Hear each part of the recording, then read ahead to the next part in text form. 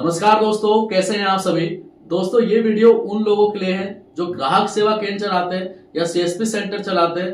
तो ये वीडियो काफी इंपॉर्टेंट है, तो इसको शुरुआत से आखिर तक जरूर देखना ताकि आपके साथ होने वाला जो फ्रॉड है वो बच सके। आज से करीबन 3 महीने पहले मैंने एक वीडियो बनाई थी मैडम के साथ जो दिल्ली की ही रहने वाली है, जिनका सीएसपी सेंटर था। और वहां पर क्या होता है कि एक आदमी आता है, कहता है कि मैं 50,000 रुपए आपके अकाउंट में ट्रांसफर कर रहा हूँ किसी दूसरे पार्टी के थ्रू, और 50,000 रुपए मेरे को आप कैश दे दीजिए। तो आप भी जानते होंगे जो सीएसपी सेंटर चलाते हैं कि अगर कोई आदमी आता है तो आप 1,000 के ऊपर 10 रुपए चार्ज करते हो। कहने का मतलब ये है कि अगर किसी ने 10,000 रुपए अगर आपको कोई अकाउंट में दे रहा है और आप उसको कैश दे रहे हो तो आप उसके ऊपर 100 रुपए का चार्ज करोगे। अगर 50,000 हुआ तो 500 रुपए चार्ज करोगे। तो इसी तरीके से उन मैडम ने क्या करा, 50,000 रुपए कैश दे दिया और अपने अकाउंट में 50,500 रुपए विद कमीशन अपने अकाउंट में ले लिया। अब उस 500 रुपए के चक्कर में क्या खामियाजा भुगतना पड़ा उस वीडियो में आप जाके देख सकते हो।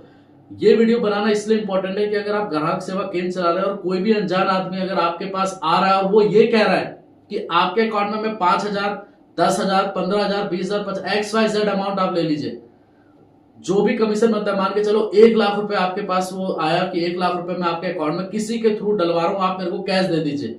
तो 1,00,000 रुपए जो डाले गए तो उसके ऊपर आपका 1,000 रुपए का कमीशन बनेगा। लेकिन वो 1,000 के चक्कर में आपका कितना नुकसान होगा वो आपको बाद में पता चलेगा। पुलिस आपकी नहीं सुनेगी।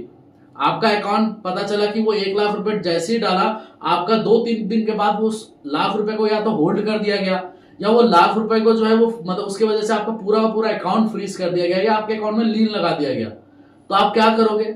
आप फिर वही अपने बैंक में जाओगे कि कैसे ये हुआ। फिर वही आपको बताएंगे बैंक वाले या 1930 वाले आपको बताएंगे कि आपकी कंप्लेन रजिस्टर हुई है कहां से, मुंबई से, और किस लिए हुई है, क्योंकि आपके अकाउंट में 1,00,000 रुपए जो डाले गए थे वो फ्रॉड का था। और ये चीज आप नोटों पे नहीं लिखा रहता या यूपीआई पे नहीं लिखा रहता कि ये फ्रॉड का पैसा है। कोई भी अनजान आदमी आके आपको पैसा दे के चला गया। अब उस 1,000 रुपए का जो आपने कमीशन अर्न किया था 1,00,000 के ऊपर, वो 1,000 रुपए के चक्कर में कितना एक्सपेंस होगा आप उसका अंदाजा भी नहीं लगा सकते। पुलिस वाली आपको बिल्कुल नहीं सुनेगा। पुलिस वाला कहेगा कि हम क्या करें इसमें, आपको पैसा देके चला गया। ये चीज प्रैक्टिकल है और ये चीज लोग भी जानते हैं कि पुलिस वाले किस तरीके से बिहेव करते हैं, और वो सुनते ही नहीं है। उनको जो समझाने जाओ तो वो कहेगा कि जाओ उनको पकड़ के लाओ, जबकि ये काम पुलिस का है। हम कहां पकड़ने जाए किसी को। अब आपका पैसा भी चला गया, आप 1,00,000 रुपए था वो भी चला गया, कमीशन भी गया। तो आप ये समझ लीजिए कि अगर आपके पास ऐसा कोई भी आदमी आ रहा है, मैं तो कह रहा हूं कि आप बिल्कुल ही बंद कर दें इस चीज को।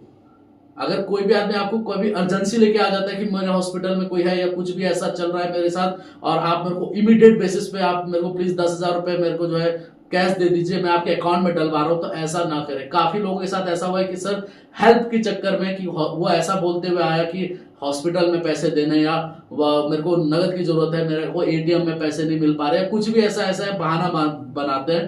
तो आप जो सीएसपी सेंटर चला रहे हैं, ग्राहक सेवा केंद्र चला रहे हैं, तो उस केस में मैं तो यही कहूंगा कि बिल्कुल ही ना जो है ये काम करें। अब वो पैसा कैसा आ रहा है तो आप उसका अंदाजा नहीं लगा सकते। आपके छोटे से कमीशन के चक्कर में आपका पूरा बैंक अकाउंट फ्रीज कर दिया जाएगा, और उस कमीशन का आप बिलीव नहीं करोगे कि 50 गुना 10 गुना तो आपका एक्सपेंस ही चला जाएगा आने जाने में, जहां से आपका कंप्लेंट रजिस्टर हुआ होगा।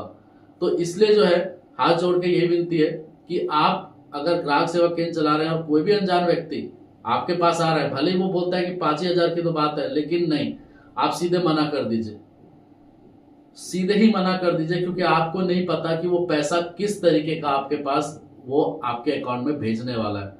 और फिर आपका करंट अकाउंट या जो भी अकाउंट है वो फ्रीज होगा, आप फिर परेशान होंगे। और वो मैडम का जिनका मैंने साथ वीडियो बनाया था जो दिल्ली में थी, तो उन्होंने बताया कि सर जितना मेरा जो 500 का कमीशन था जो उन्होंने अर्न किया था, अब उसका 50,000 का आधा कर दीजिए, उतना उनका एक्सपेंस चला गया। मतलब कहने का मतलब बचा कुछ नहीं, उल्टा अपने जेब से ही देना पड़ा, पैसे भी गए, 2 बार पैसे चले गए।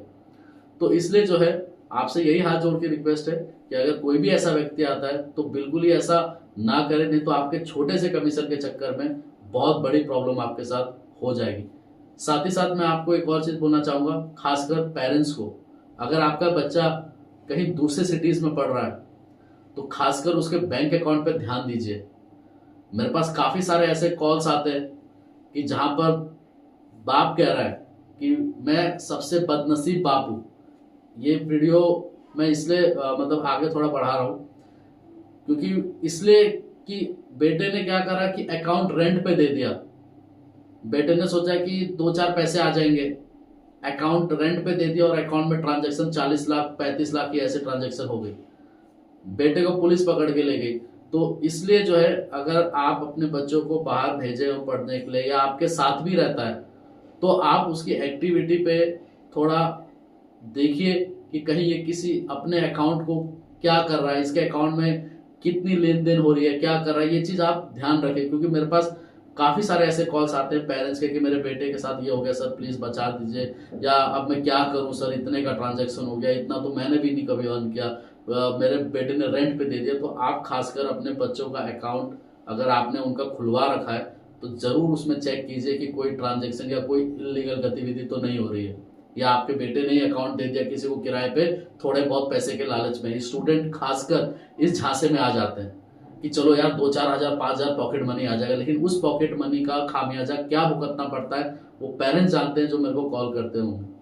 तो इसलिए जो है, देखिए अपने बच्चों को कि कहीं वो ऐसा काम ना कर रहे हो या किसी को अकाउंट या रेंट पे ना दिए हो, या अवेयर कर दीजिए कि बेटा अगर कोई भी जो है आपसे ऐसा अकाउंट मांगता है, कहता है कि मैं पैसा इतना दूंगा फलाना दूंगा, तो नहीं दीजिए, नहीं तो भविष्य में बहुत दिक्कत आ जाएगी।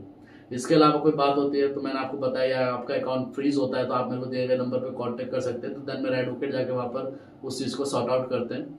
और साथ ही साथ कोई भी बात हो तो कमेंट जरूर कीजिएगा। ठीक है दोस्तों, धन्यवाद।